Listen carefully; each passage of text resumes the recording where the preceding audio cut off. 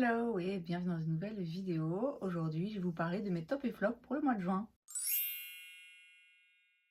Pour cette vidéo, je précise qu'il s'agit de produits que j'ai testés, que j'ai utilisés pour la première fois, a priori plus ou moins au mois de juin. Vous savez que je reteste, enfin j'ai retesté dans le courant du mois de juin plein de produits qui est dans mes revues rapides. Les tops et les flops de ces produits-là, ça viendra après. Là, c'est des produits qui se sont rajoutés dans ma collection. Et comme à chaque fois, on commence avec les flops et j'ai malheureusement un gloss de chez Huda Beauty, c'est le Faux Filler Lip Gloss, j'ai la teinte Bombshell. Alors il est très joli, l'effet est très joli, la couleur est très jolie, le côté glossy, vraiment juteux et tout, c'est vraiment très beau. Mais il n'est pas joli au fil de la journée et je dirais même au fil des minutes. En vrai, très rapidement après l'avoir mis, on se rend compte que ça fait, vous voyez, des fils quand les lèvres se touchent. J'ai essayé d'en mettre très peu. Alors déjà, je pense que pour un gloss aussi épais qui crée ce genre de problème, le fait qu'il y en ait... Ouh, ben voilà. Le fait qu'il y en ait tellement qui sortent le goupillon, je veux dire, il y en a beaucoup trop. Même quand on essore, parce que j'ai essayé de vraiment bien essorer et d'en mettre le moins possible, même quand on en met le moins possible, en fait, le résultat est quand même toujours le même. Où je vous dis, non seulement ça fait des fils, mais même quand après, on retire l'excédent, on fait le truc dans la bouche et tout, on estompe un petit peu, au fur et à mesure, ça s'agglutine un petit peu sur les côtés. C'est malheureusement pas très joli et c'est le genre de gloss où je sais que si je le porte et que je filme, ça a été le cas quelques fois, je dois vraiment toutes les 2 secondes regarder si j'ai pas du gloss sur les dents. Alors ça peut arriver aussi avec des produits lèvres que j'aime beaucoup parce que bah, c'est comme ça, si c'est pas un truc sans transfert, potentiellement ça peut bouger et ça peut aller sur les dents, mais celui-là c'est vraiment exagéré et c'est dû au fait que le truc est trop épais. Je sais pas, mais ouais, je suis déçue parce que j'adore la marque, surtout en ce moment, et que je voulais vraiment aimer ce produit, mais non. Ce que je trouve dommage, c'est que il y a beaucoup de gloss qui sont splendides, il y a aussi beaucoup de gloss qui sont juste bien. Vous voyez, qui ont rien d'exceptionnel, mais qui sont des jolis gloss. Et là, c'est même pas le cas, quoi. C'est vraiment un gloss qui, je vous dis, oui, ok, il est très joli, mais l'effet que ça fait après les fils et tout, pour moi, ouais, ça en fait malheureusement un flop. Un flop aussi pour un vernis de chez Catrice, c'est dans leur gamme Dream in Hollow Blast et c'est la teinte Prism Universe. En fait, il est trop gris. Il est trop gris. Alors, ce qui est joli, c'est qu'à l'intérieur, il y a plein de paillettes avec plein de reflets. Il est joli en soi, il n'est pas moche, mais sur moi, je trouve que ça me va pas. Je trouve pas ça très flatteur sur moi, en tout cas. C'est pas une couleur que j'apprécie particulièrement. J'en ai d'autres de ce genre que j'ai pas encore testé, d'autres que je connais déjà et que j'aime bien, mais c'est pas le cas de celui-ci. C'en est déjà tout pour les flops. Ça a été quand même un plutôt bon mois. Et justement, on reste chez Catrice parce que là, c'est dans leur gamme Dream and Highlighter. Et là, c'est la teinte Go with the Glow. Et celui-ci, les paillettes à l'intérieur et la base, c'est un petit peu plus... C'est blanc mais avec des reflets un petit peu jaune doré comme ça, mais très subtil. C'est splendide. Franchement, sur les ongles, ça donne vraiment un effet que je recherche depuis très longtemps. Les vernis chez Catrice, ils coûtent 3-4 euros, allez, peut-être 4 euros pour les spéciaux.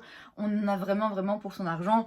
Je vous dis, même celui que j'ai mis dans les flops, là, c'est vraiment pas dramatique, hein, j'ai pas dépensé une fortune, mais celui-ci, il est magnifique, je l'adore, j'ai hâte de le remettre. En soins, si vous avez vu un de mes récents vlogs, vous serez sans doute pas surpris, mais je vais mettre la crème pour le corps de chez Lush. Moi j'ai la Pansy, mais il y a plein d'autres senteurs. Et alors, déjà rien que pour la senteur, au début j'étais un petit peu sceptique parce que quand je la sens comme ça dans le pot, il y a une première note qui m'arrive qui est pas la plus agréable, mais en fait au fur et à mesure que je la fais pénétrer dans le corps, ça sent je ne sais pas quoi. Je pense a priori un produit solaire ou après soleil que j'utilisais ou qu'on utilisait quand j'étais petite, quand j'allais en vacances en Espagne. Du coup c'est un peu Madeleine de Proust, vous voyez. Donc déjà rien que l'odeur, point en plus, même si je vous dis il y en a plein d'autres, mais la texture de cette crème, l'effet sur la peau, franchement, top.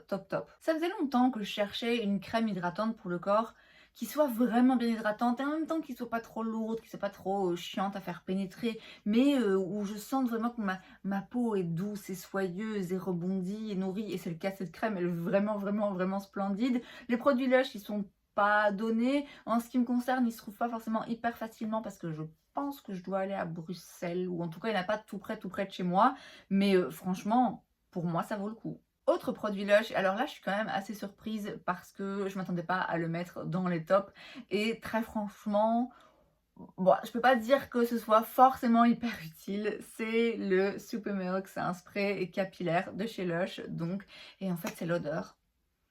Il sent, il sent divinement bon, il sent vraiment très bon dans les cheveux, et il sent bon longtemps. L'odeur elle reste, et donc je le sens toujours sur moi. Vraiment j'adore ce produit.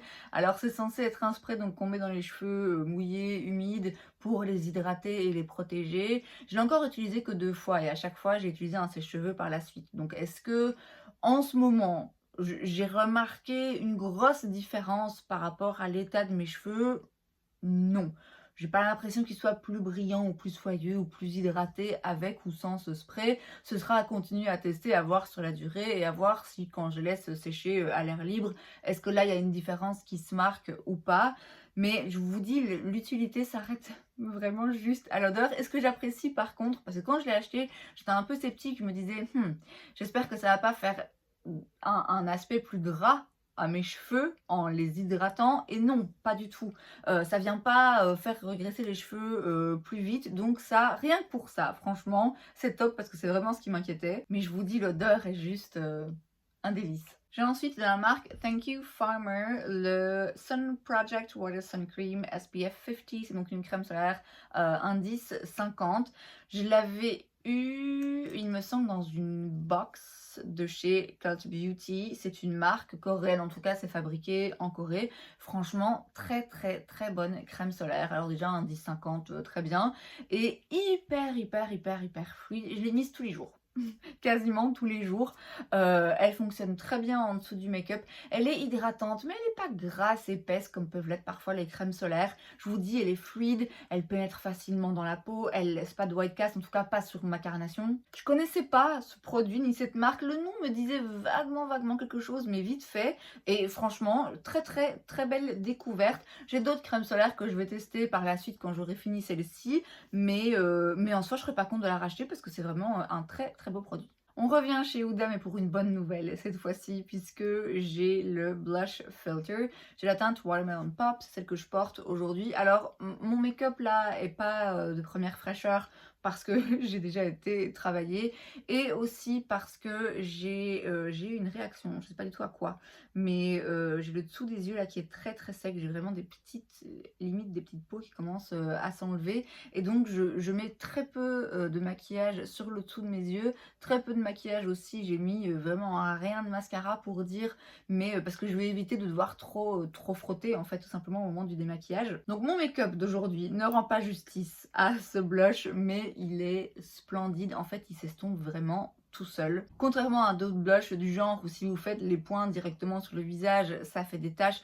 Là, il n'y a rien du tout. Ça tâche pas, ça s'estompe bien, ça déplace pas ce qu'il y a en dessous. Il est longue tenue, enfin là, on le voit quand même qu'il est toujours présent. Alors, c'est une couleur peut-être un peu intense pour moi, hein, je vous cache pas, mais je voulais un blush rouge, et là, en étant bronzée, bon, finalement, ça se fond quand même très bien dans le teint. Mais c'est vrai qu'il y a deux autres teintes un petit peu plus claires qui me font envie, notamment la teinte un petit peu rosée. Je me tâte encore parce que j'ai acheté beaucoup de blush en ce moment, mais clairement, la formulation est tellement impressionnante que je vous dis, j'ai envie d'en acheter d'autres, alors que des blushs, j'en ai déjà des milliers et des cents. Donc vraiment un très bon produit, une formulation qui se travaille très facilement, très bien, un fini qui est très joli parce que c'est ni mat ni brillant, c'est juste vraiment comme si c'était votre peau naturelle, très beau fini, et une tenue à toute épreuve, donc vraiment un produit au top. Alors on rentre maintenant dans le top de la honte parce que je suis pas particulièrement fière d'avoir racheté dans ces marques, mais écoutez, personne n'est parfait, ok. J'ai d'abord racheté la poudre Prisme Libre de chez Givenchy, mais que j'ai pris dans l'harmonie de couleur 4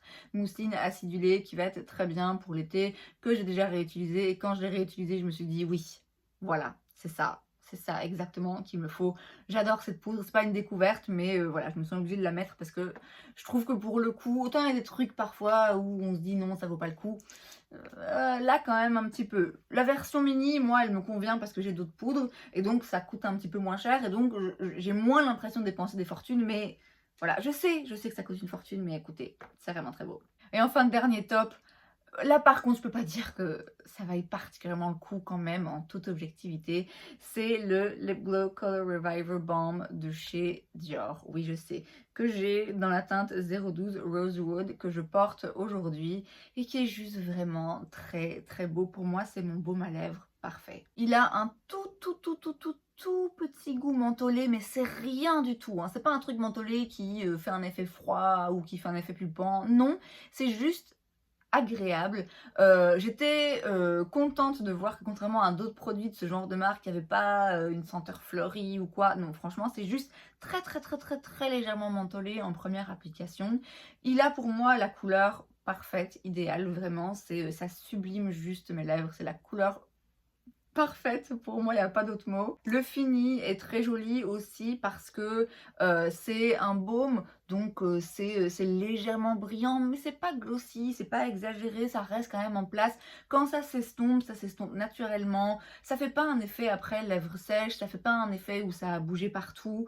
C'est voilà, c'est vraiment juste le baume à lèvres coloré juste parfait, juste ce qu'il faut pour moi en fait. Il est quand même pigmenté, je trouve que la couleur se voit mais pas trop non plus, ce qui fait qu'on peut très facilement en réappliquer en journée. Alors ça coûte je pense 40 balles de base, sans réduction. Est-ce que ça les vaut? Non. Je pense qu'il n'y a rien dans les ingrédients, dans la formulation, dans la couleur, dans tout ça, il n'y a rien qui justifie le prix si ce n'est que c'est un produit Dior. Donc est-ce qu'on peut trouver des baumes à lèvres hydratants qui sont légèrement colorés, qui sont jolis, qui sont juste parfaitement ce qu'il faut et qui coûtent 3 fois moins cher? Oui, évidemment, on peut. Mais en l'occurrence, voilà, celui-là est parfait, donc même s'il coûte cher, bah oui, je suis obligée de le mettre dans les tops. Et c'est donc tout pour cette vidéo, j'espère que ça vous a plu. Si c'est le cas, n'hésitez pas à laisser un like, vous pouvez aussi vous abonner à ma chaîne parce que c'est gratuit, donc pourquoi pas. Et moi, je vous vois la prochaine fois. Bye!